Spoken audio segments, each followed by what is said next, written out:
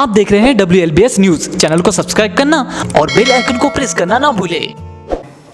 हमें सदैव इस बात का ध्यान रखना है कि हम जब भी बाबा साहब को संबोधित करें तो बोधिसत्व के नाम से संबोधित करें, ताकि भारत ही नहीं तो विश्व में बोधिसत्व होना ये विश्व के लिए गौरव की बात है। और चूंकि बाबा साहब भारत से हैं तो हमारे लिए और भी गौरव की बात है। इसलिए जब भी ऐसा अवसर आए तो हमें बाबा साहब को अन्य उपाधियां तो दें, किंतु उनको बोधिसत्व के नाम से यदि संबोधित करते हैं तो विश्व में इसका सम्मान बढ़ेगा। जैसा कि आप सभी जानते हैं कि बोधिसत्व एक संस्था और विभिन्न आयामों के धनी होते हैं। वे अपनी 10 पारमिताओं को पूर्ण करने में लगे होते हैं। तो 10 पारमिताएं जो हैं उसकी कभी अवसर आएगा चर्चा करेंगे। बाबा साहब की शिक्षा थी कि शिक्षित हो, संगठित हो और संघर्ष करें। तो शिक्षित कैसे हों? अंत में बाबा साहब ने ये भी कहा आखिरी समय में कि शिक्षित लोगों ने मुझे धोखा दिया। तो हमें ये सोचने का अवसर है आज इस जयंती के उपलक्ष्य में और इस कार्यक्रम के उपलक्ष्य में हम लोग ये चिंतन करें कि बाबा साहब ने स्वयं कहा कि समाज शिक्षित हो, लेकिन अंत में उन्होंने आखिरी समय में यह कहा कि हमारा समाज, मुझे शिक्षित लोगों ने ही धोखा दिया। तो ऐसा बाबा साहब ने क्यों कहा, इस पर हमें चिंतन करने का अवसर है और हमें चिंतन करना चाहिए कि बाबा साहब चाहते थे कि लोग शिक्षित हों और अपने समाज के लिए, अपने देश के लिए काम करें। लेकिन जिस प्रकार से बाबा साहब चाहते थे, जो लोग शिक्षित हुए, आज हमारे समाज में शिक्षित लोगों की कमी नहीं है। तो वो शिक्षित केवल पढ़े लिखे लोग हैं। यदि शिक्षित होते तो जैसा एक बाबा साहब शिक्षित होकर के पूरे देश को नहीं सारे विश्व में अपना नाम रोशन किया, और हम कितने शिक्षित लोग हैं और हम लोग क्या कर रहे हैं, ये चिंतन करने का अवसर है। तो बाबा साहब चाहते थे कि शिक्षित हों, जो लोग शिक्षित होंगे वो शीलवान होंगे।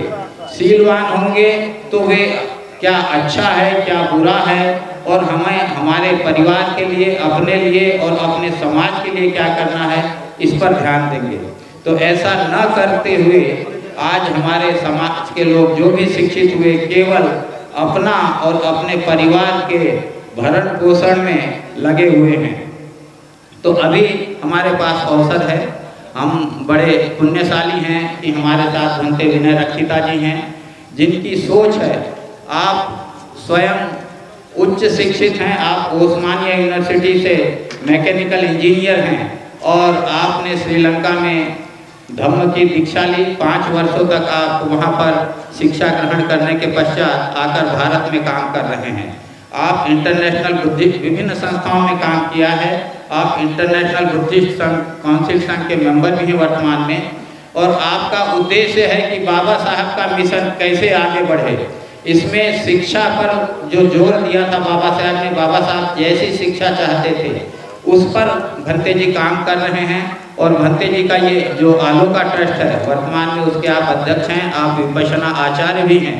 तो आपका ये विचार है कि हम हमारे समाज के लोग जो अपने आप को शिक्षित कहते हैं, ऐसे लोग जो संपन्न लोग हैं, यह मिलकर सामाजिक रूप से ऐसी शिक्षण संस्थाएं खोलें जिसमें हम अपने बच्चों को उच्च शिक्षा दें, साथ में उनको नैतिक शिक्षा भी दें, ताकि वो शिक्षित होकर के जैसा बाबा साहब चाहते थे कि शिक्षित लोग आकर के अपने समाज की सेवा करें, अपने देश की सेवा करें और अपना कल्याण करें। तो इसी उद्देश्य को लेकर भंते जी काम कर रहे हैं। और वर्तमान में हम लोग मध्य प्रदेश और महाराष्ट्र की सीमा में एक ऐसी शिक्षण संस्था खोलने का हमारा प्रयास है। बीच में सौंसर में भी ये गतिविधियां चली थी, लेकिन सौंसर में जमीन उपलब्ध न होने के कारण बैतूल में 10 एकड़ जमीन खरीदी गई है।